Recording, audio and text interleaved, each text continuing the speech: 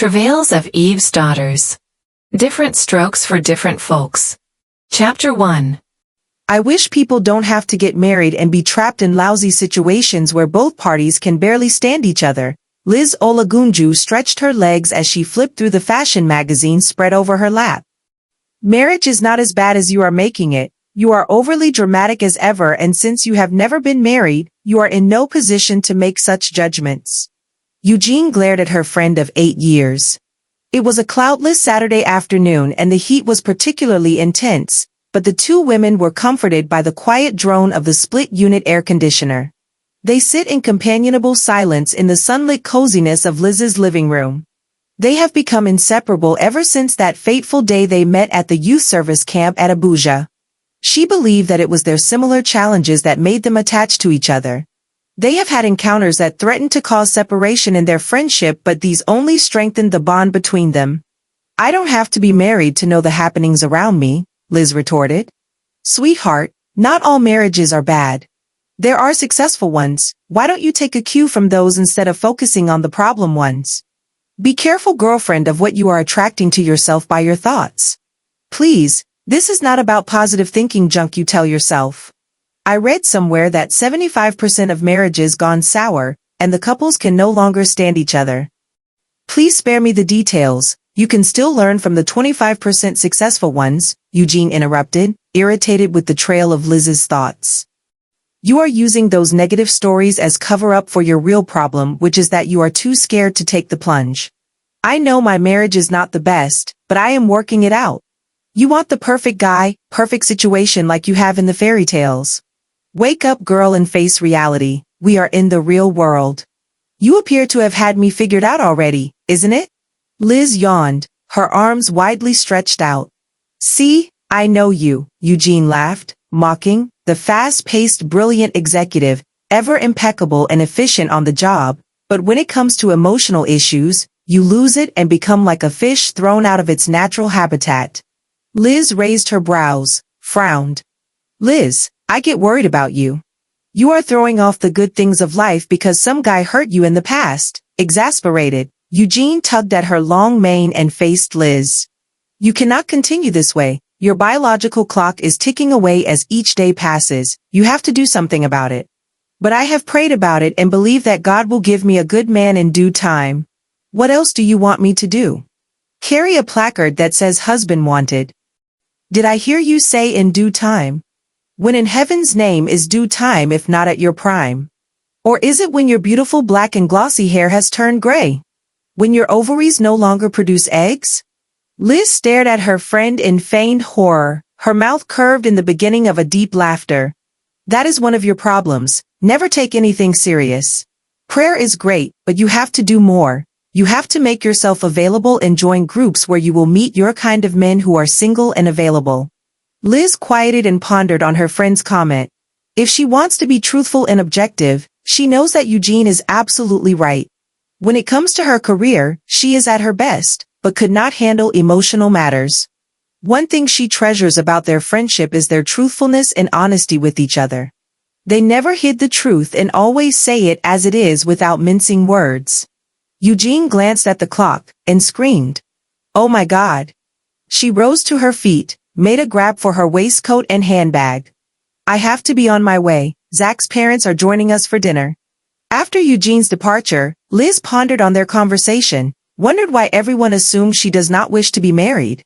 I definitely desire what every woman wants: a loving and devoted husband to share love with, lovely kids and a beautiful home. Unfortunately, I keep attracting the wrong guys. After her relationship with Matt ended, she vowed not to allow another man take advantage of her again. Now I am setting out to enjoy life with or without a man. If love comes along in an unexpected way, fine, and if not, all well and good. She mused. I have to learn to enjoy being single, love my own company and not rush into the arms of the next stranger that comes calling. A frown creased her forehead as she thought of her mother who will not let her be. It was her mother's pressures that made her leave home in order to avoid the unending song of find a man and get married. Mother never ceases to remind me of my biological clock ticking away. She never stops to tell me how my sister has brought forth 3 children since her wedding 6 years ago, how she saw an old school friend of mine with her husband and children, and of course what people are saying. As if I want to bother my head about what people are saying. At 35 years, I get scarred of ending up as an old lady, but I have determined within myself not to allow the pressures of society and the biological clock that is ticking every day push me into another wrong relationship again. She looked up at the sound of the clock, horrified to see it was already 9 p.m. She couldn't believe that she has been sitting alone with her thoughts since Eugene left 4 hours ago. Eugene Davidson glared with irritation at her husband as he pressured her for money. She regretted her decision to marry this financially lame and incompetent man. It was after the marriage that a lot of hidden truths about him came out. Each new day unfolds an unpleasant realization about the man she married. At the time of their meeting, he appeared to be a relatively stable and promising man, only for her to realize that he was a con artist. Eugene is yet to get over the pain that she married a fraudster, but relieved that after weeks of pleading, he finally let go of the art, or so he said. But the annoying thing is his constant bickering for money. He seems to think there is a fortune stacked somewhere in the house for him to keep spending. If only I waited. I was carried away by his seemingly harmless face. His good looks also added to the deception. He was quite a catch, or so I thought. But time was no longer on my side and my biological clock was already far gone. At 36, I couldn't afford to be choosy about whom to settle with. Time will sort out all the hiccups in this union. I sometimes envy Liz for her resolute determination to wait and do it right, but not everyone is blessed with such strength of will and character. Baby, I am off to see Mr. Lewis on the contract we discussed. Can I have some money, please? Zach's voice broke into her thoughts. She sighed, turned to see him stride leisurely into the living room. Irritated, she shouted at him in exasperation, "Don't you have any sense of shame? You call yourself a man and yet depend on your wife for every penny you spend. Do you know what the Bible says about such a man?" She asked, disgust stamped all over her face. "When do you start quoting scriptures?" He laughed. The Holy Scripture named a man who does not provide for his wife an infidel. Woman, why do you take so much pleasure in harassing me? Aren't you the one who pleaded with me to stop my job? You call robbing others a job? Eugene felt the stab of a knife in her heart at the indifference in his voice. Oh. Stop making a fuss about nothing. Afterwards, your beautiful SUV was financed from an operation I did shortly before our wedding. I didn't know you were a con artist then. She blushed crimson with embarrassment. Now that you know, what happens to the car? It is not too late to return it, he laughed, leered at her. She was so mad at him that for a moment word failed her. She watched in silence, her chest heaved in anger as he left. Getting out of the union is not even an option because of her pregnancy. At the thought of the baby, a smile slowly crept to her lips and spread all over her face. She felt a sense of achievement that she is going to be a mother, a feat many wait for years to achieve and which some never achieved in their lifetime. For a moment, she forgot her misery and troubles with Zach. In fact, they faded at the bright prospect of being a mum very soon. Her thoughts came back to reality and she wondered where all her dreams and hopes of a blissful home flew to. What happened to all those plans? How did I end up married to Zach? This is not the kind of life I envisioned for myself. Oh God. She paced up and down the living room, distressed as she thought about the stark reality of her situation. The sound of the doorbell jolted her out of her lethargy and she suddenly remembered that she expected to receive Ada, a lifelong friend from college days. John. Please attend to the visitor. I will be down shortly. She rushed to her room, freshened up, and added a little color to her cheeks. With a cheerful face, she went out of the room to meet with Ada. She stared at Ada's trim and beautiful figure in admiration. At 33, Ada is the typical attractive and educated woman. With her ebony dark shiny skin, sparkling beautiful eyes, A head full of lustrous black hair and of course her lithe figure, she could easily pass for a 21-year-old. With exaggerated excitement, she hugged her guest. "You aren't looking bad for a pregnant mama," Ada enthused. "Thanks. I try to make extra effort to look beautiful as the pregnancy advances, but it is becoming more difficult by the day." "Oh really? You are rounding up beautifully," Ada gushed, gently patted Eugene's protruding bump. Eugene took in her beautifully styled black luxurious hair and the way her sleeveless knee-length black dress accentuated her slim curvy stature. "Enough about me for now. How have you been? What's happening? It has been ages since we saw." Eugene held her gaze, looked deep into her eyes as if she expected to find something. "I am good, as you can see." Ada smiled nervously, looked away from Eugene's probing eyes. "How about Dave? I have not heard you mention his name now for a while." Ada took a deep breath, rolled her eyeballs. "How many times will I tell you that we are no longer together?" "What happened? Why?" "He seemed all right to me." "Nothing serious. He wanted us to. He wanted to make love with you." "Is that what you are finding so difficult to say? Gosh.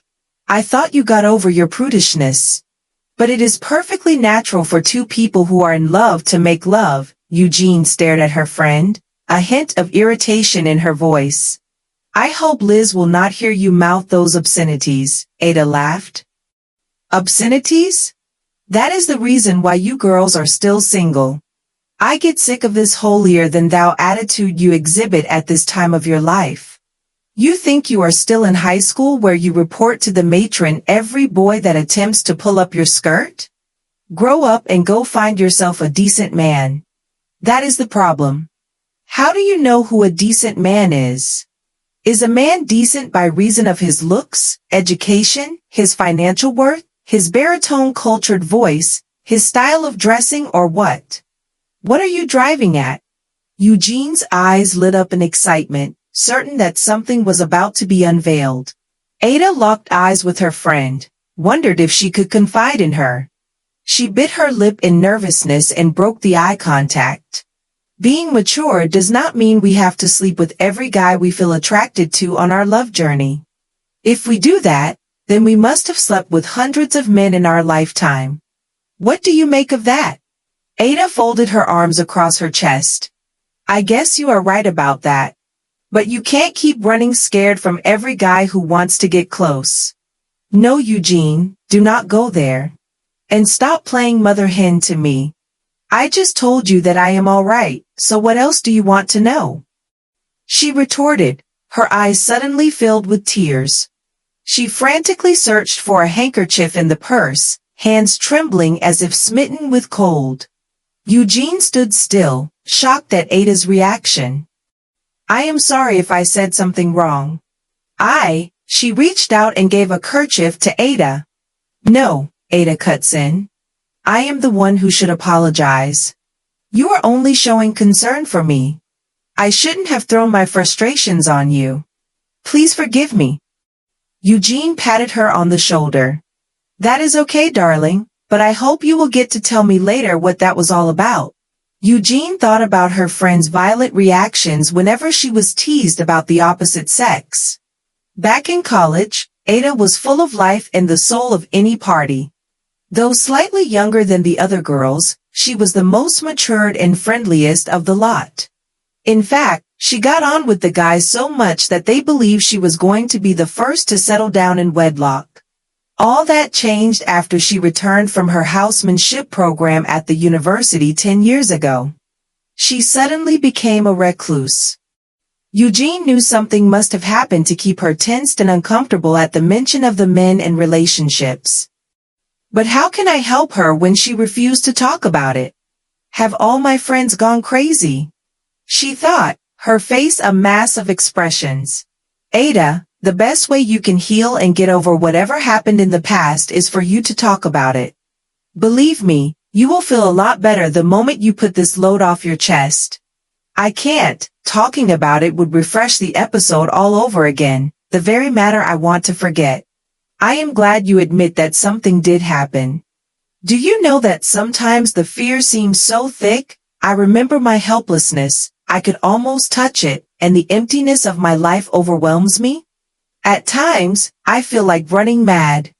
I wish I could lose my mind so I don't have to feel the darkness, she said as hot tears ran down her cheeks. Don't go any further if it hurts that much. Eugene rose and wrapped her arms around Ada in a comforting embrace. Sorry to dump my baggage on you. I came here to get some fun, laugh and have a good time, not to have a pity party. Never mind. These shoulders have specially been built for loved ones to lean on in times like this, and haven't you given me your listening ears and shoulders during my own times of pain? Eugene stood, touched her shoulders and gestured with her hands. Darling, you might never be able to move ahead if you don't get over whatever happened in the past. You need to acknowledge it, come to terms with and deal with it. Eugene paused, her eyes transfixed on Ada as she drew closer to her. That is when you will be able to move on. An uncomfortable silence ensued as Ada looked away from her friend's penetrating stare, her hands wiggled in nervousness. For a moment, the only sound in the room was the tick-tick sound of the clock elegantly sited on the shelf in the living room. Enough about me, how are things with you? How is Zach? I have not seen him for a while now. Eugene reluctantly dragged her eyes away from Ada and walked towards the east window, adjusted the drapes of the curtains which fell exquisitely on the gold-tiled floor. Zach? She grimaced, pursed her lips and waved her right hands nonchalantly. He has gone off as usual, not one to be indoors unless he is ill. Really? Yes, really. I became depressed this morning when I began to think about how unfit myself and Zach are, how irresponsible he is, the state of my marriage and so on. But I was quick to turn away from those destructive thoughts and began to see the good things that had occurred since we got married. Like the pregnancy. Ada smiled. Yes, sweetheart, like the pregnancy. What about Liz? It is quite an age. She is busy building up a career and burying her head in office work. Ada rolled her eyes in surprise at the iciness in Eugene's voice. Did I detect something there? Detect something? What do you mean? Never mind. I admire her strength and courage. Ada replied. I have not seen someone so terrified of commitment like Liz. I see fear written all over her whenever I mention marriage and commitment. That explains why she is so married to her career, as if that will take away the problem. Don't be so hard on her. That godforsaken son of a devil Matt Oladelli or whatever he is called did that to her. Spare me the details. Who has not been hurt by some man before? Haven't so many women? Haven't I? Didn't we put it behind us and move on? For not moving on, she has admitted that he still has power over her, and that is very annoying. Maybe she still needs more time to heal. After how many years? Eugene shouted. Liz has recovered from that unfortunate episode, but she is now a case of once beaten, twice shy. She has replaced work for love and romance in her life. How long will she carry that facade of composure as if it doesn't matter, when we all know it does?